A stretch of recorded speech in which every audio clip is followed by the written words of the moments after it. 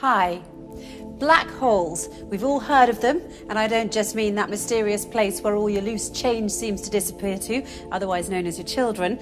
I'm talking about that region of space with a gravitational field so intense that no matter, radiation or even light can escape it.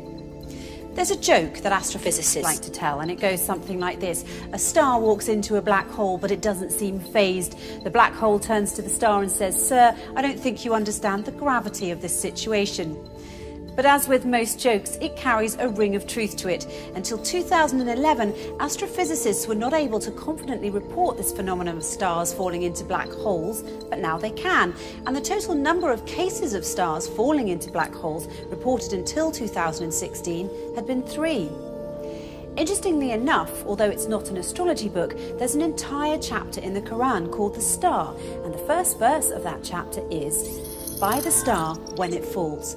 In this chapter, the Quran describes characteristics of a place so similar to what we now know as fitting the description of the black hole that it will send a shiver down your spine. In the Islamic faith, it is believed that God granted Prophet Muhammad a special trip to the heavens. This trip was miraculous, of course, as there was no technological way the Prophet could have taken such a journey at the time, seeing as how planes hadn't even been invented, let alone rocket ships. Nonetheless, if you study this miraculous night journey closely, you'll find that there are many clues to prove that this incredible journey did indeed occur.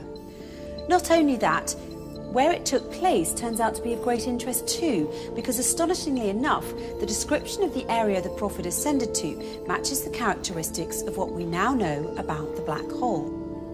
So let's look at what we now know about the black hole through the recent discoveries of science and compare it to the mysterious area the Quran describes in its pages as part of this miraculous night journey the Prophet took.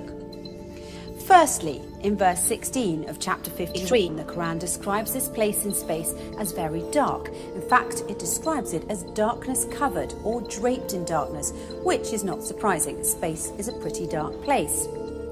Even so, some areas are darker than others, but nothing is darker than a black hole, because black holes have such immense forces of gravity, nothing, not even light, can escape from them. That's why they're black. And because they're black, they are veiled from direct observation.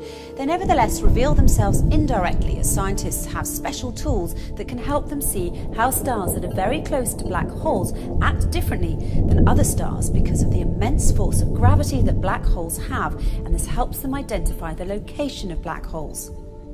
Secondly, according to the Quran, when ordinary people look at this dark area in space, they can't see it directly as their eyes bypass or surpass the boundary of this area, and they only see beyond it or around it. It's almost as if this area behaves as a lens. Science, it turns out, has a term for this. It's called gravitational lens. Let's take a closer look.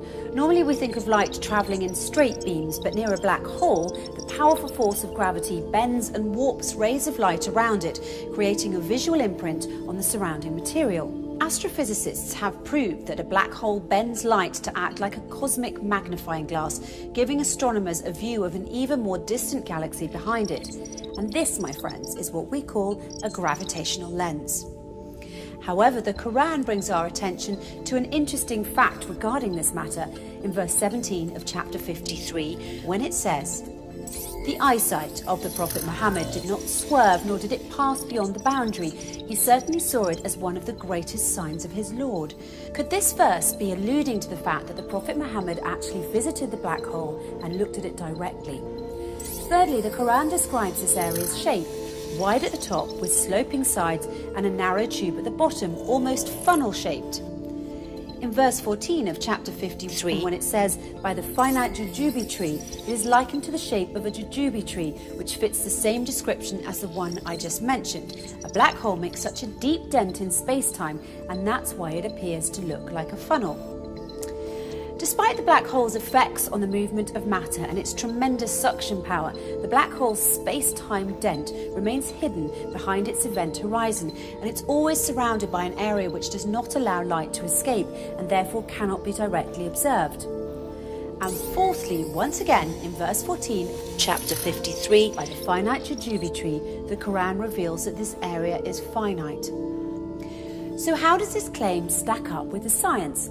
Until recently, it was assumed that black holes had such an infinite strength of gravitational field that occurs deep within them, ensuring that nothing, not even light, can ever escape them, and a trip into a black hole is a one-way journey.